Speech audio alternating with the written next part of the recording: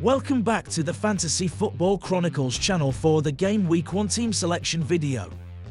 This is a weekly series that will continue throughout the season, in which I'll go through my transfer plans for the forthcoming game week.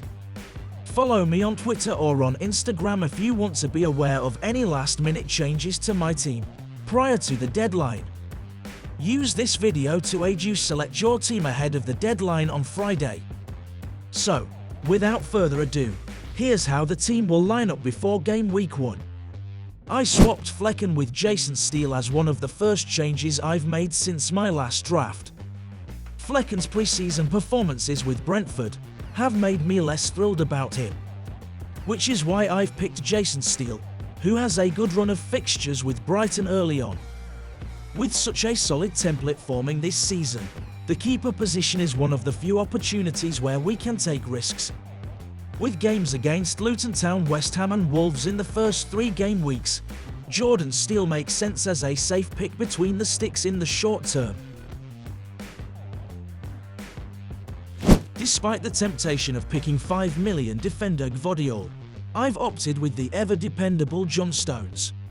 Man City are the team with the highest clean sheet odds in the first 7 game weeks, thus a defensive cover is essential.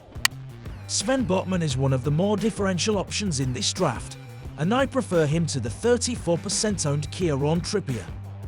I decided to double up with Brighton assets in the defence. With his solid opening fixtures and his attacking threat, Purvis Estupiñán is a no-brainer for me. Bruno and Rashford emerged as midfield targets early in pre-season. They're 2 of the league's best midfield options and have a particularly favourable schedule during the first 7 game weeks, which is roughly where I'm planning to use my first wild card. For a reason, Saka remains as the most popular midfielder in the game. Saka's 26 returns last season were superior to any other Arsenal midfielder.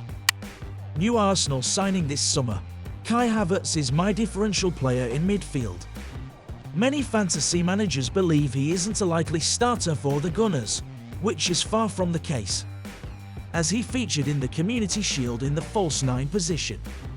I'm targeting Arsenal's early fixtures, therefore doubling up on their attacking assets is sensible. Early in the pre-season, many had been discussing about what a bargain Brian Mbeumo is, but the Cameroonian's fitness has become a bit of a concern in the days leading up to the first game week. So, updates on his fitness would be crucial, but if he's deemed fit to start right from the get-go, I'm leaning towards keeping Mbeumo. He's an option you could set and forget until you play the first wildcard, since the first 7 matches are so excellent on paper. Erling Haaland had a fantastic debut year last term, therefore I find it surprising that he isn't on every single team. For me, he's an absolute essential pick. Since joining Chelsea this summer, Nicholas Jackson has made an impression. After scoring twice and assisting on 3 more occasions, there are concerns that his attacking output may be impacted following Kinka's injury in the pre-season, as their chemistry has been evident in their performances together. Though, Chelsea has an appealing schedule starting from game week 3 onwards. After the pre-season games, several changes were made to the bench as well. For the time being, Jordan Pickford will continue between the posts, and given my expectations for Everton's defence, I think he'll have plenty of opportunities to rack up clean sheets. Now that he's been named Chelsea's new captain, Reece James has made it in my draft. He also has a shot at taking penalties.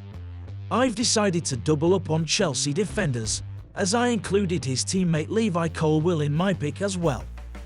Attempting to improve on their 10 clean sheets from last term, the Blues' first 5 games of the season, against Luton, Nottingham Forest and Bournemouth, are all great from a defensive outlook. At 4.5 million, the forwards still have very little to offer, but Divin Mubama is still my favourite pick at that price. In pre-season, the 19-year-old forward has played more minutes and scored more goals than any of his fellow teammates. Erling Haaland's lack of goals in pre-season makes the captain choice somewhat bit more open. So, I'm moving towards giving the armband to Arsenal's talisman Saka, who scored 2 goals and had 2 assists in 4 preseason games.